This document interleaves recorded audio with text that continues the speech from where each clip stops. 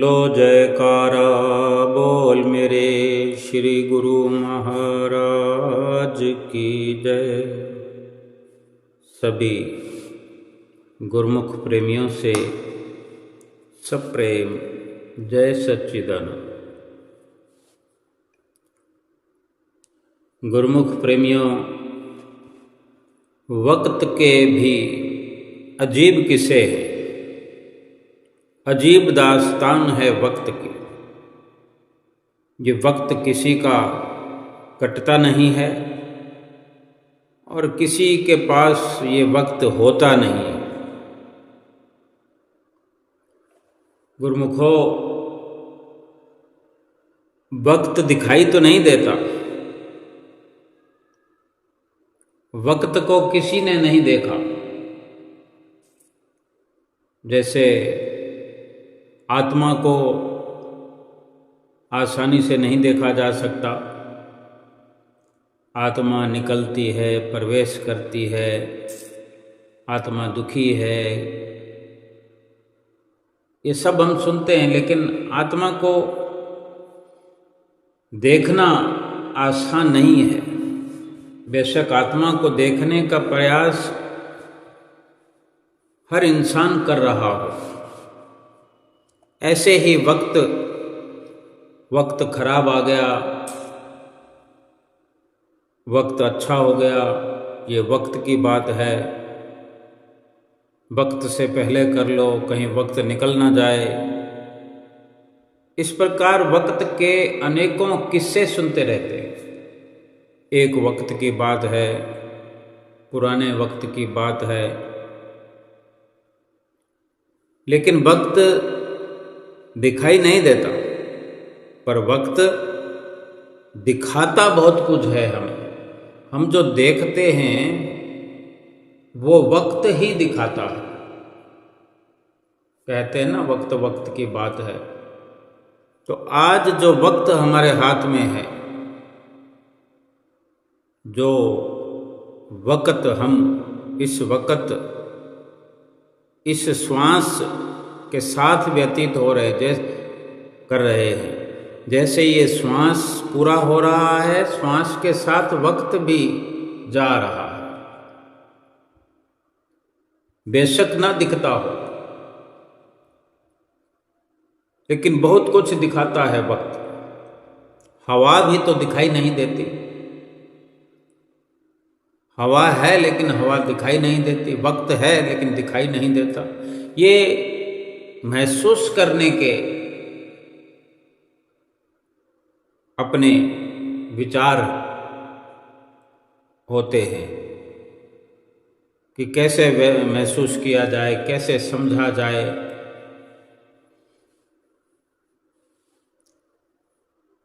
अपनापन संसार में हर कोई दिखा रहा है,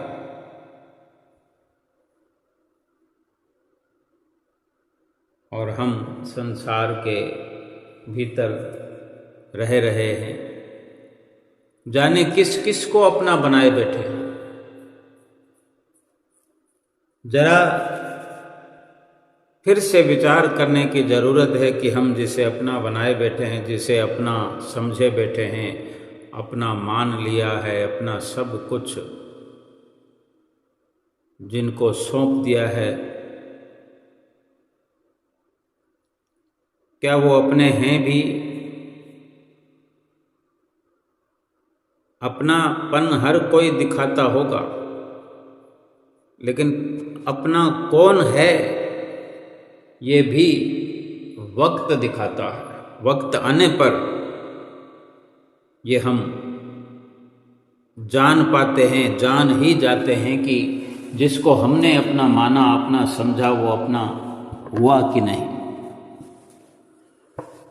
वक्त कब आएगा अपना और बेगाना समझाने के लिए, दिखाने के लिए? लेकिन वक्त के महापुरुष वक्त से पहले ही अपने और बेगाने की पहचान कराते हैं। अपना कौन है, बेगाना कौन है, ये पूरी एक लिस्ट कहें, पूरी कहानी कहें, ये सब खोल के बताते हैं। महापुरुष जो बार बार भक्ति कर ले, बंदे आ तो भक्ति कर ले, लेकिन विरले बंदे, विरले इंसान भक्ति करते हैं।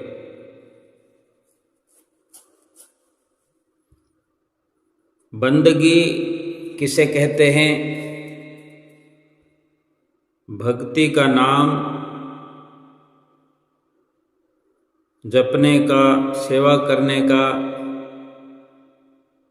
दूसरा नाम है बंदगी। यानी भक्ति करना, नाम जपना, सेवा करना, ये बंदगी का दूसरा नाम। जो बंदगी करता है वो प्रभु, जिस प्रभु की हम बंदगी करते हैं, जिस सद्गुरु रूप को हमने जिससे प्रभु समझ करके बंदगी की शुरुआत की है, भक्ति कर रहे हैं, नाम जप कर रहे हैं, सेवा कर रहे हैं, दर्शन कर रहे हैं, सत्संग कर रहे हैं,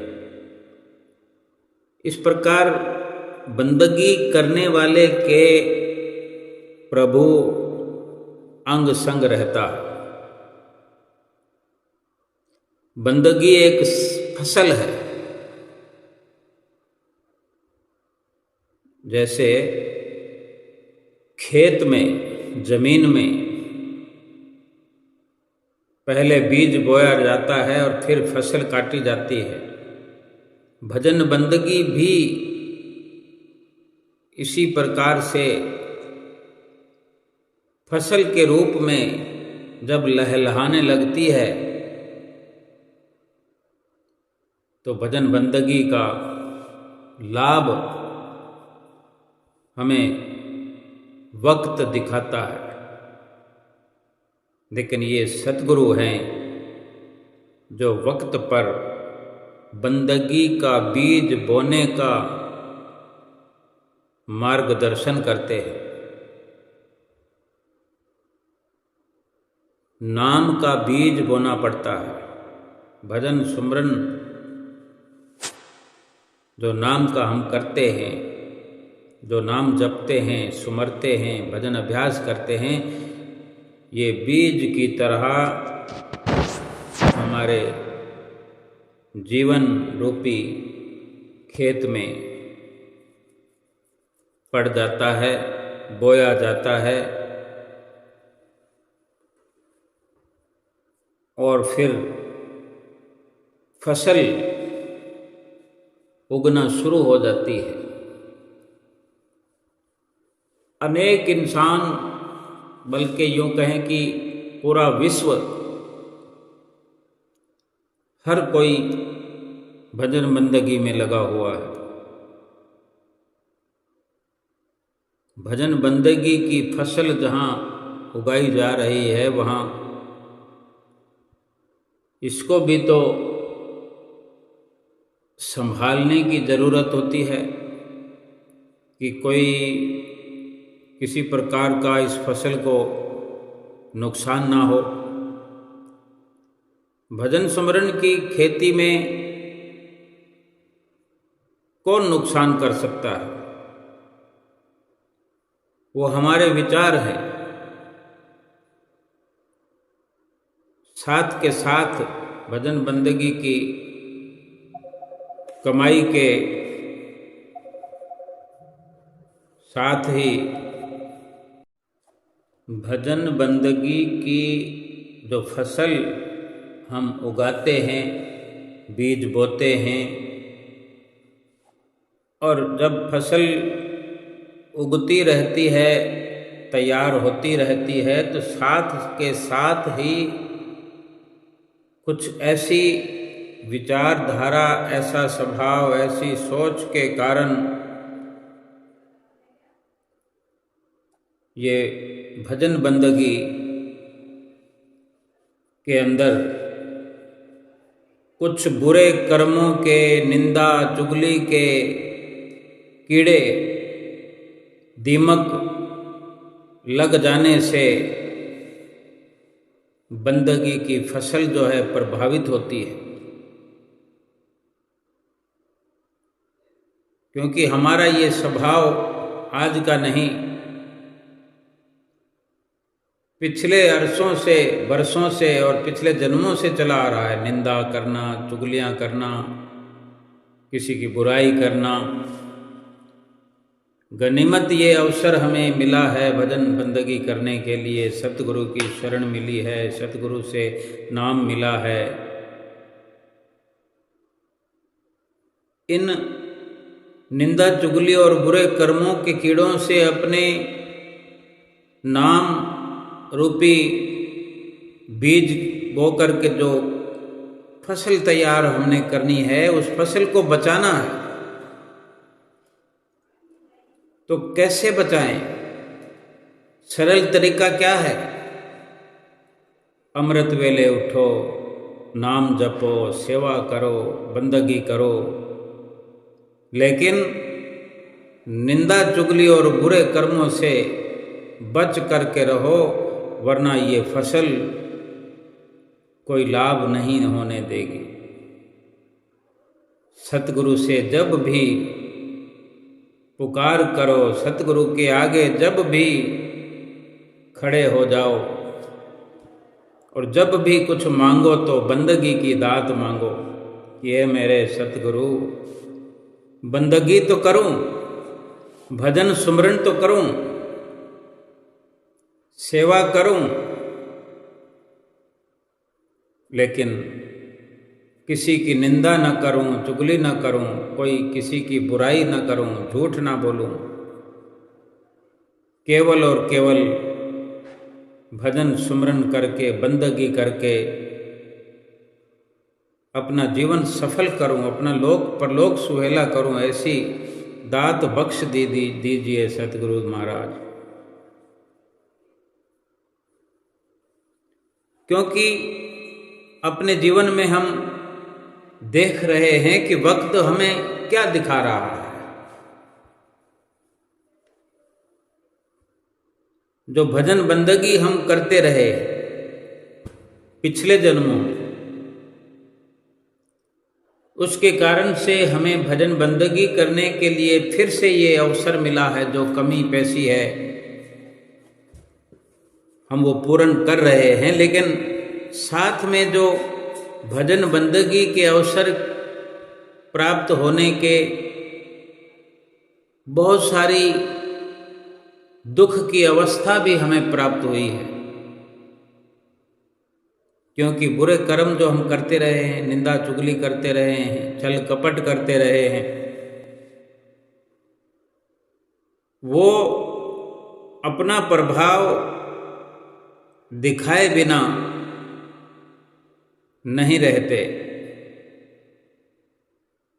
जहाँ सुख मिलता है वहाँ दुख भी साथ आ जाता है।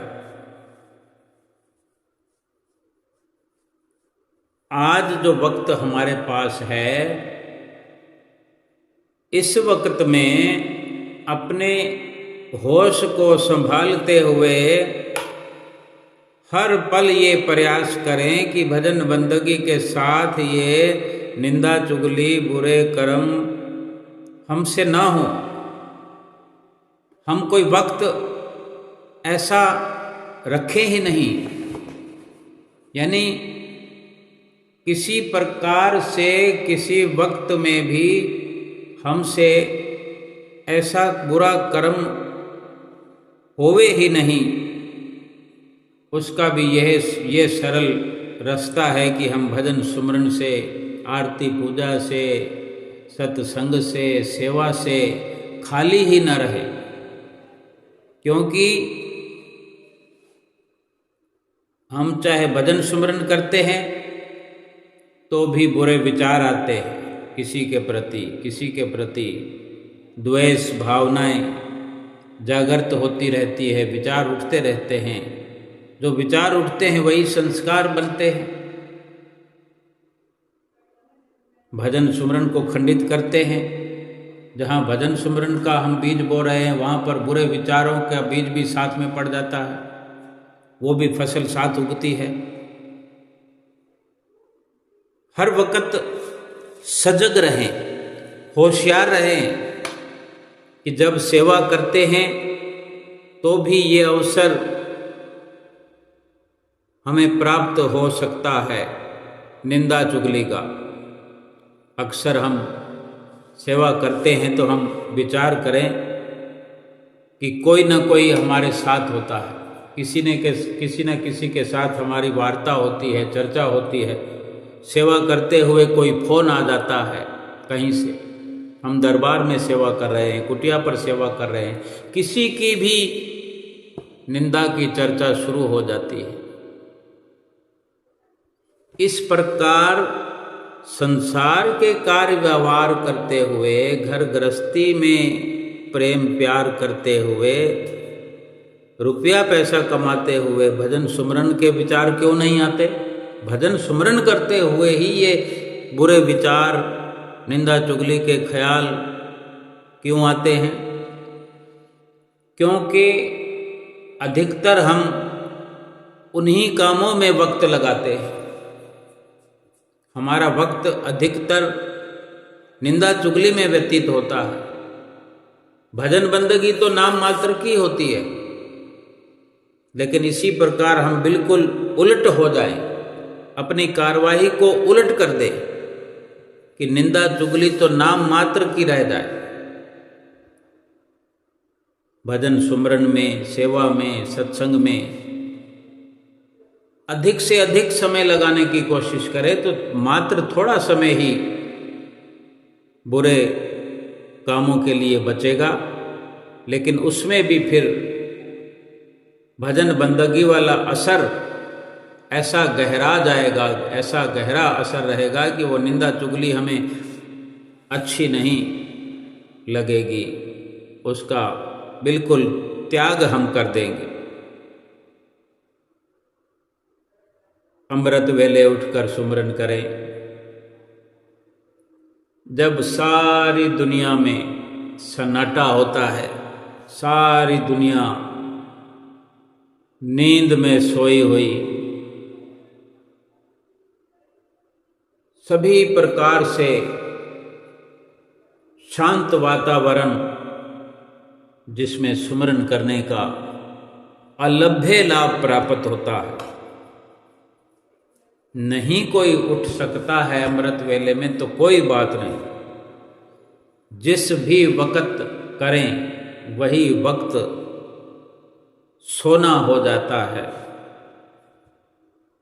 और भजन सुमरन अगर ना करें तो सारा संसार तो हम कहते हैं रात को सोता है, लेकिन दिन में भी कोई ना करे, रात में भी ना करे, अमृत वेले भी ना करे भजन बंदगी, तो क्या दिन और क्या रात। 24 घंटे का ये इंसान के लिए गफलत की नींद में सोना ही माना जाता है। मोह की निद्रा में 24 घंटे इंसान सोया ही रहता है। महापुरुष फरमाते हैं कि वक्त तो जा रहा है, जा चुका है, थोड़ा ही बचा है। कबीर साहब महाराज जी यूं ही नहीं समझाते, उनके एक एक शब्द का खास गहरा राज है कि वो फरमा रहे हैं कि कबीर सोया क्या करे, जागन की कर चौंप, ये दम हीरा लाल है, गिन गिन गुरु को सौंप। कि वक्त तो जा रहा है, ए इंसान, वक्त समाप्त हो रहा है, हो चुका है, और तू अब भी सोया हुआ है। जाग जा, सचेत हो जा। वक्त के महापुरुष जगा रहे हैं हमें मोह की नींद से,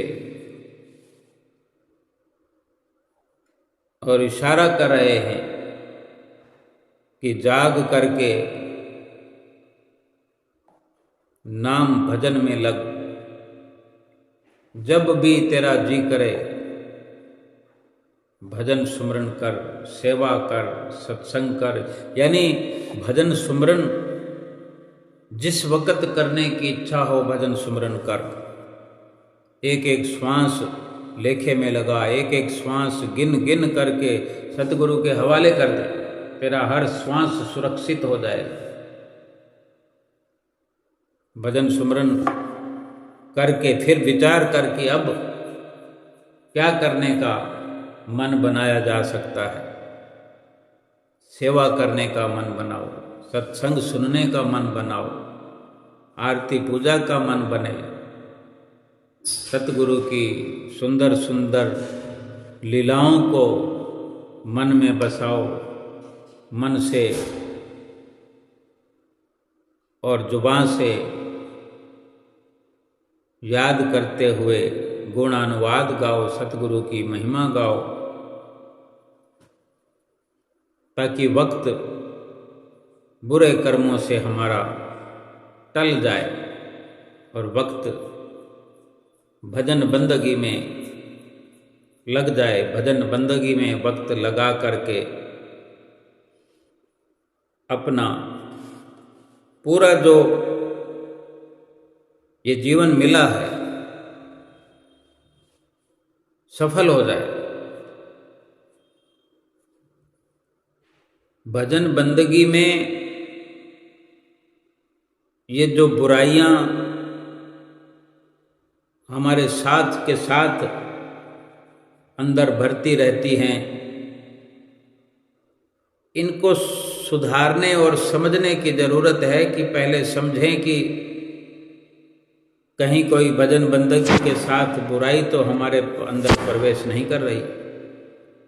ये काम, क्रोध, लोभ, मोह, अहंकार, ये भीतर ही भीतर रोग लगे हुए हैं।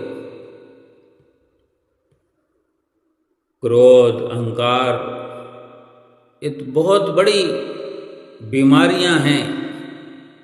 भजन सुमरन की फसल के अंदर ये दीमक का काम करती हैं, कीड़ों का काम करती हैं, फसल को नष्ट कर देती हैं। भगवान श्री राम ने जब लक्ष्मण को रावण के पास कुछ सीखने को भेजा, अक्सर हमने सुना होगा श्री रामायण के कथन में, एक जगह ये भी वर्णन आता है कि लक्ष्मण जो रावण को समझता था, हम भी समझते हैं, रावण को अहंकारी करके जाना जाता है, माना जाता है। तो इस प्रकार वार्ता करते हुए रावण ने लक्ष्मण से एक जगह कहा है कि क्या तुम्हें लगता है कि मैंने अहंकार में आकर राम से युद्ध किया?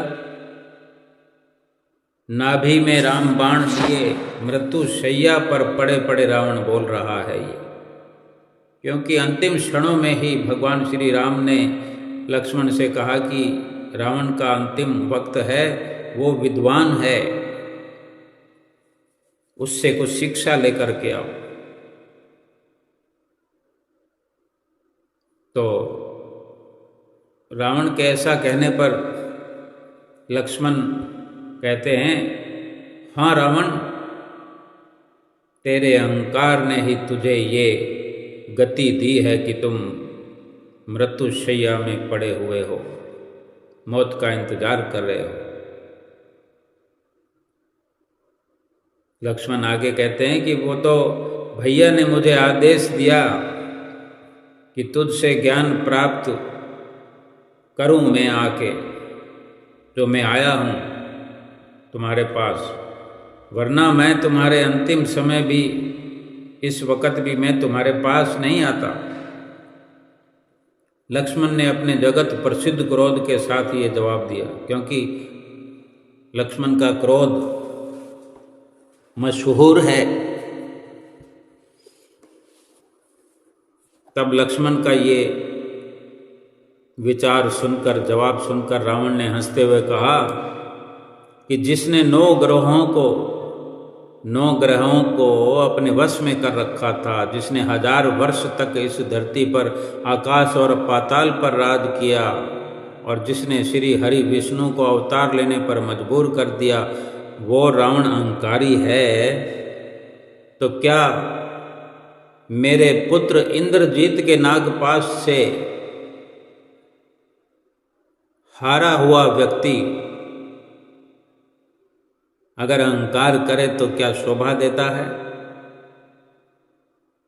रावण ने लक्ष्मण से कहा, क्योंकि लक्ष्मण रावण के पुत्र इंद्रजीत के नागपाश में बांधे गए, मूर्छित हो गए, और अभी रावण की इस अंतिम घड़ियों में जो लक्ष्मण जिस लहजे में बात करते हैं, ये भी तो अहंकार है।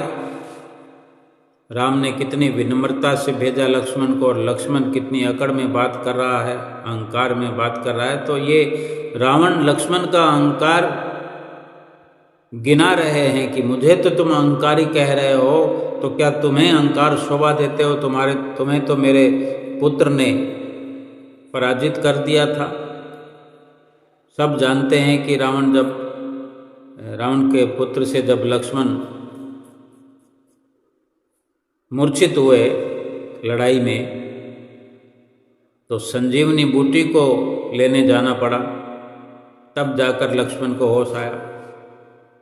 तो इस प्रकार रावण के जतलाने पर, रावण की बात सुनकर लक्ष्मण कुछ शर्मिंदा हुए। राम के वचनों को याद करके उन्होंने फिर आगे कुछ कहना उचित नहीं समझा, क्योंकि भगवान श्री राम ने भेजा था। तब चुप हो गए और रावण ने अपने चरणों की ओर खड़े लक्ष्मण को देखा और विनम्र स्वर में आगे कहने लगा रावण कि लक्ष्मण,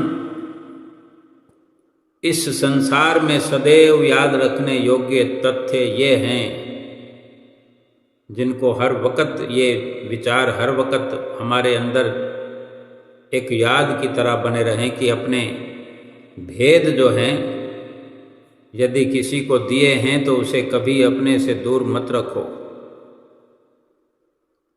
या तो किसी को अपना भेद दो मत। अगर अपना भेद किसी को दिया है तो उसे कभी दूर मत करो। जैसे उसका भेद विभीषण जानते थे, लेकिन विभीषण दूर क्या हुए, रावण की मौत सिर पर आ गई। और दूसरा, कभी इन ग्रहों को साधने का प्रयास मत करना। यदि 9 के 9 ग्रह तुमने साध रखे हैं, तब कोई ऐसी प्रचंड ईश्वरीय शक्ति तुम पर आक्रमण करेगी कि तुम्हारा कोई शस्त्र उसे काट नहीं सकेगा। इसलिए है लक्ष्मण, काल के परे जाना है तो काल के साथ बहो। अपने शत्रु को सदैव बड़ा मानकर उसे छोटा बनाओ। ये अपने भ्राता राम से सीखो। और हे लक्ष्मण, कभी भी स्त्री का अपमान मत करो, क्योंकि यदि गाय में समस्त देवता वास करते हैं तो स्त्री में समस्त देवताओं की शक्तियां निवास करती हैं। इस तरह रावण ने लक्ष्मण को सामाजिक, राजनीतिक कई नीति निपुण वचन सुनाए। सब कुछ सुनकर लक्ष्मण बोले कि मुझे आश्चर्य है कि इतने ज्ञानी होने पर भी आपने श्री राम से युद्ध किया और मृत्यु को गले लगा लिया। तो रावण कहते हैं कि हाँ, मैंने राम से युद्ध किया क्योंकि मैं अमर होना चाहता था। रावण ने बड़े रहस्यमयी स्वर में अपना अंतिम भेद लक्ष्मण पर प्रकट कर दिया। तो लक्ष्मण और भी अधिक हैरान होकर बोले, अमर होना चाहते थे, परंतु आप तो पहले से ही अमर थे। इतने वर्षों से इस संसार पर शासन करते हुए मैंने जीवन के समस्त सुख भोगे, ये रावण कह रहे हैं लक्ष्मण को कि मैंने इतने सैकड़ों हजारों सालों से इस संसार पर राज्य करते हुए अनेक सुख भोगे, अपने ही सामने न जाने कितने ही अपने पुत्र पुत्रियों भ्राताओं को मृत्यु को प्राप्त होते देखा है, अपने सामने अपने परिवार को मरते देखा है। ये जो आज मेरे अनुज हैं, मेरे पिता तुल्य व्यक्तियों की संतानें हैं, मैं अब विश्राम चाहता था। इस धरा पर कोई नहीं था और न ही कोई स्वर्ग और पाताल में था जो मुझे हरा सकता था। इसलिए मैंने जगत के पालनहार से बैर लिया, इतना अहंकार का स्वांग किया कि उन्हें मेरा अहंकार तोड़ने आना ही पड़ा। परंतु मैं चाहकर भी अपनी इस अमरता को खोना नहीं चाहता था। ये रावण ने मृत्यु के दर्द से कराहते हुए कहा लक्ष्मण से। अब लक्ष्मण बड़ी जल्दी से और पूछते हैं कि अमर होते हुए भी अमर होने के लिए मृत्यु को जो गले लगाया है आपने, ये समझ में नहीं आया मुझे कि अमर पद तो तुम्हें मिला हुआ है, फिर कौन सी अमरता, फिर कौन सा अमर पद पाना चाहते थे जो तुम्हें मरना पड़ रहा है। तब रावण कहते हैं लक्ष्मण, इतने वर्षों में शिव साधना से मैं जान चुका था कि मेरी ये संसारिक अमरता किसी न किसी पल समाप्त हो ही जाएगी। चाहे हजारों वर्ष भी अगर मैं जीऊं तो भी न किसी समय तो ये अमरता मेरी खत्म हो जाएगी। मेरी नाभि का ये अमृत मुझे सदा के लिए अमर नहीं रख सकता था, परंतु मेरी नाभि में उतरा हुआ ये राम बाण मुझे सदा के लिए अमर कर देगा। लक्ष्मण राम के साथ अब रावण अमर है। ये रावण लक्ष्मण से कह रहे हैं, लक्ष्मण अब रावण जो है, रावण से बाण खा करके, रावण का जो बाण मुझे लगा है मेरी नाभि में, अब ये रावण जो है राम के साथ अमर हो गया है। क्योंकि राम की चर्चा रावण के बिना कभी पूरी नहीं हो सकती। और ऐसा करके मैंने विभीषण को दिए अपने भेद के प्रकट होने के भय से भी मुक्ति प्राप्त कर ली। अब मैं अमर हूँ, अब मेरा कोई भेद ही नहीं है। बस यही भेद था जो विभीषण को दिया और ये खुल गया। राम ने बाण चला दिया मेरे पे, मैं अब इस भेद से मुक्त हो गया हूँ। ये अमृत लिए हुए अब विश्राम अवस्था में मैं चला जाऊंगा, जो राम ने मुझे अमर पद दिया है।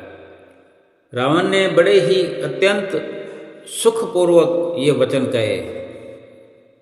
तो लक्ष्मण ने उसको प्रणाम करते हुए कहा कि हे महाज्ञानी, अब तो आपको सर्वोच्च विश्राम अर्थात मोक्ष प्राप्त होगा। आप श्री हरि के हाथों पुरस्कृत हुए हैं, आपको उपहार मिला है, भगवान के हाथों आप प्राण त्याग रहे हैं। तो फिर रावण ठहाका लगाकर हंसते हैं और लक्ष्मण से कहते हैं, लक्ष्मण जानते हो मेरे अंतिम समय में राम ने मेरे अनुज विभीषण को ना भेजकर अपने अनुज को मेरे समीप क्यों भेजा है? इसी में ये रहस्य छुपा है कि मुझे कभी मोक्ष प्राप्त नहीं होगा। विभीषण अपना पश्चाताप न कर सका, उस पर मेरी मृत्यु का ऋण है। जब तक इस संसार में ये कहावत घर का भेदी लंका ढाए ये रहेगी, तब तक इस रावण को मोक्ष नहीं मिलेगा। अर्थात घरों में जब तक आपसी फूट रहेगी, अहंकार को कभी मोक्ष नहीं मिलेगा। रावण संभवतः अपना ये अंतिम आखिरी मजाक कर रहा हो जैसे राम लक्ष्मण के साथ, क्योंकि जीवन भर यही तो किया। हमें इस संदेश से, इस शीर्षक से ये समझना है, ये समझना चाहिए, समझ जाना चाहिए कि रावण जैसे महाज्ञानी विद्वानी, ऐसे विद्वान ने चाहे अहंकार का ढोंग रचा, हमें अधिक गहराई में जाने की जरूरत नहीं है। ऊपर ऊपर से बात को समझने की जरूरत है कि रावण ने जो समझाया कि क्या जीवन के अंदर श्रेष्ठता है, कि किस प्रकार हर किसी का सम्मान करना चाहिए, अपने दुश्मन को भी बड़ा जान करके छोटा करना चाहिए। भगवान श्री राम ने मर्यादा में रहकर ये युद्ध किया, दुश्मन को बड़ा जान करके छोटे छोटे पद चिन्हों से वानर सेना के जरिए ही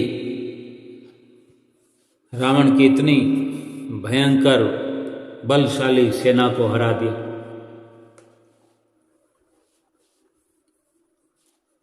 अब हम ये विचार करें कि हमारा जो मन है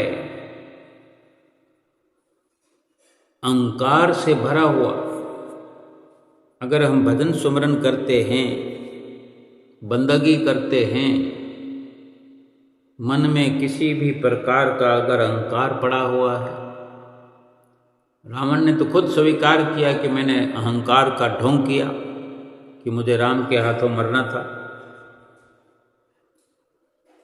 कि अमर पद प्राप्त होने पर भी मैंने ये जान लिया था भगवान की भक्ति करते हुए कि जो अमर पद मैंने प्राप्त किया है, जो मुझे अमरता का वरदान मिला है, वो कभी ना कभी वरदान समाप्त हो जाएगा। वक्त रहते ही मैं भगवान श्री राम से अमरता का वरदान प्राप्त करूं। जो बाण राम ने मारा रावण को, अब रावण के मन में तो कुछ भी नहीं है, क्योंकि जो वो कह रहा है रावण कि मैंने ये सब ढोंग किया मृत्यु करने के लिए, क्योंकि जो वरदान अमरता का मिला हुआ है उसने जो मांग लिया था भगवान शिव से, उसको लग रहा था कि ये अब मुझे जरूरत नहीं है। ऐसे बहुत से दृष्टांत भी पहले हम सुन चुके हैं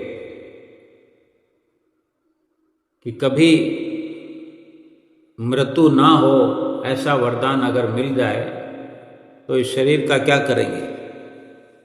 शरीर तो बूढ़ा हो जाएगा, कमजोर हो जाएगा, लाचार हो जाएगा। उम्र को लेकर, श्वासों को लेकर क्या करेंगे? आज जो इंसान बेखौफ जीवन व्यतीत कर रहे हैं, ऐसी इशरत में अपना वक्त खो रहे हैं, भजन बंदगी के बिना जी रहे हैं, उन्हें खबरदार होना चाहिए, सचेत होना चाहिए। विशेषकर भक्त जन, गुरुमुख जन जो भजन बंदगी में लगे हुए हैं, उनके लिए विशेष तैयारी करने की जरूरत है कि भजन बंदगी करते हुए अहंकार को समाप्त करना, इसको बाकी छोड़ना नहीं है। भजन सुमरन, सेवा, सत्संग, आरती पूजा, दर्शन, ध्यान, इस नजरिए से करना है, इस विचारों के साथ करना है कि हमारा हम में कुछ भी ना रहे, कि प्रभु तेरा तुझको अर्पण क्या लागे मेरा। कि भजन सुमरन कर रहे हैं, भजन सुमरन करने का भी अहंकार हमारे अंदर ना रहे कि मैंने कुछ किया या मुझे कुछ मिल जाए। मैं भजन बंदगी कर रहा हूँ तो इसके बदले में कुछ मिल जाए, कोई सुख मिल जाए, कोई आराम मिल जाए। भाई श्वास प्रभु ने दिए, प्रभु को अर्पित कर दो। वक्त प्रभु का है, वक्त प्रभु को भजन बंदगी करते हुए सौंप दो, लौटा दो। शरीर भी प्रभु ने दिया है, मनुष्य शरीर दिया है। ये भजन सुमरन में, बंदगी में, सेवा में लगते हुए खर्च हो जाए, व्यतीत हो जाए, वरना मिट्टी में तो मिल ही जाएगा, आग के हवाले तो हो ही जाएगा। तो इसका भरपूर लाभ केवल यही है कि भजन बंदगी जो है पूरी की पूरी फसल भजन बंदगी की हमारे लिए, अपने लिए हम स्वतंत्रता से तैयार कर सकें। किसी प्रकार का न काम, न क्रोध, न लोभ, न मोह, न अहंकार, न कोई बेईमानी, न झूठ, न कपट। कितना भी हम श्रेष्ठता से जीवन व्यतीत करते हों, लेकिन ये मन की कुचालें जो हमारे भीतर लगी रहती है, बहुत अच्छे होने पर भी हम थोड़ी सी भी जहाँ लापरवाही करते हैं तो कोई ना कोई फसल के अंदर बुरा कीड़ा लग जाता है, कोई घास उग जाती है, कोई जंतु वहाँ पैदा हो जाते हैं जो फसल को काटते रहते हैं। कदम कदम पर, श्वास श्वास में सुमरन जो करते हैं, सेवा जो करते हैं, डरे हुए रहें, झुके हुए रहें, विनम्र भाव से, विनम्र बन करके श्वास श्वास में सतगुरु का ध्यान बसा रहे।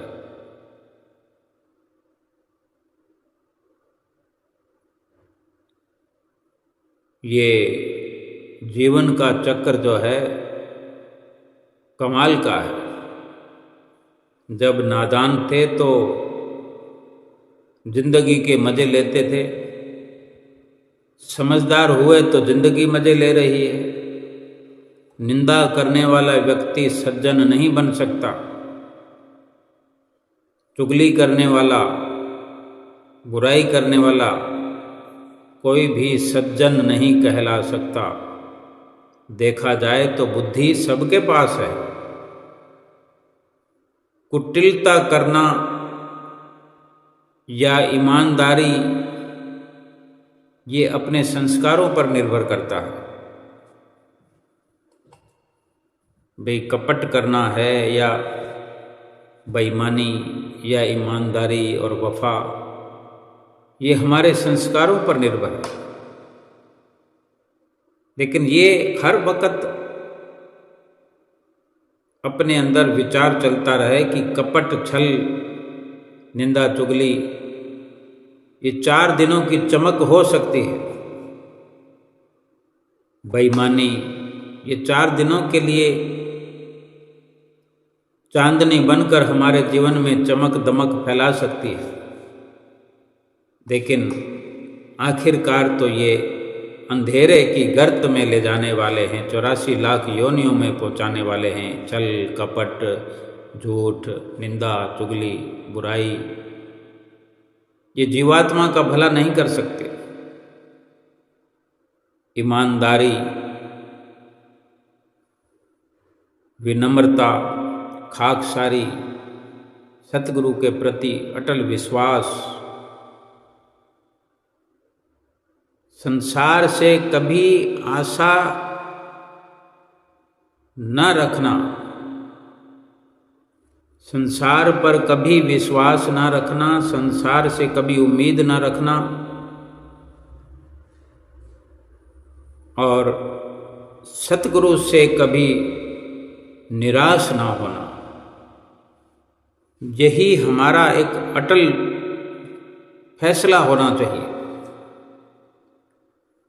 हमारे जीवन का हर एक पल अनमोल हो सकता है जब हमें संसार पर ना तो विश्वास रहे, ना संसार से उम्मीद रहे। जिन जिन को हम संसार में अपना समझते हैं, समझते रहे हैं, खबरदार हो जाए, कोई अपना नहीं है। केवल अपना होने का ढोंग रचाने वाले, अपना बनने का और अपना बनाने का एक अभिनय हो रहा है। वक्त ज़रूरत, वक्त मुसीबत में कोई भी अपना बन के नहीं उभरेगा, हमारे समक्ष नहीं आएगा। सब के सब साथ छोड़ जाने वाले हैं। कभी संसार से उम्मीद न रखी जाए, मन में तनिक भी ख्याल ना आए कि कोई मेरा साथ निभाएगा। और ईश्वर के प्रति कभी किसी पल में निराशा का भाव ना आए, अविश्वास की भावना ना आए। अटल विश्वास सतगुरु के चरणों में बना रहे सेवा करते हुए। क्योंकि ये जीवन भर जो हमें नियम मिले, 5 नियम जो हमें दिए गए हैं, ये जीवन भर हम करते रहते हैं। थोड़ी थोड़ी देर में विचार करते रहे। आरती पूजा करते हैं, आरती पूजा के शब्दों पर ध्यान देते हैं, सेवा करते हैं। सेवा करते हुए अपने शरीर पर ध्यान दें, अपने अंदर चित्तवृत्तियों को टटोलें कि किस प्रकार सेवा के अंदर लग कर के हम अपना भविष्य, अपना परलोक संवारने का विचार महसूस करते हैं। ये लगातार जीवन भर 5 नियमों की जो पालना करते हैं, ये हमारे अटल विश्वास में इजाफा करने वाले हैं। ये नित्य नियम जो सतगुरु ने हमें दिए हैं कि ये रोज़ निभाना है। और भजन सुमरन, भजन अभ्यास जो रोज़ 2 घंटे 2.5 घंटे हमें करना है, ये विश्वास को बढ़ाने के काम आते हैं। सतगुरु के चरणों में रोज़, दिन प्रतिदिन, हर पल हर घड़ी विश्वास बढ़ता। और जब सतगुरु के चरणों में विश्वास बढ़ता जाएगा तो संसार से प्रीत घटती जाएगी, संसार पर बेविश्वासी होती जाएगी, संसार का विश्वास खत्म हो जाएगा। जो हमारे अपने विचारों में हमने संसार को मान्यता दे रखी है, संसार को अपनापन दे रखा है, संसार को अपना बना रखा है, ये कितना खोखला है, ये कितना विचार झूठा है, ये उम्मीद कितनी झूठी है। ये 5 नियमों की पालना से और नित्य प्रति के भजन सुमरन करते रहने से ये सतगुरु ने हमें एकदम निश्चिंत कर देना है। और हम अपने विचारों को इसी प्रकार हर वक्त अडिग रखें कि अगर कोई अपना है, ये तो सीधी सी बात है कि भक्ति का मार्ग जो है वो केवल इस जन्म के लिए नहीं है, पिछले जन्म जन्मांतरों से जुड़ता है। पिछले जन्म जन्मांतरों की कार्रवाई पर अपना पूरा अटैक करता है।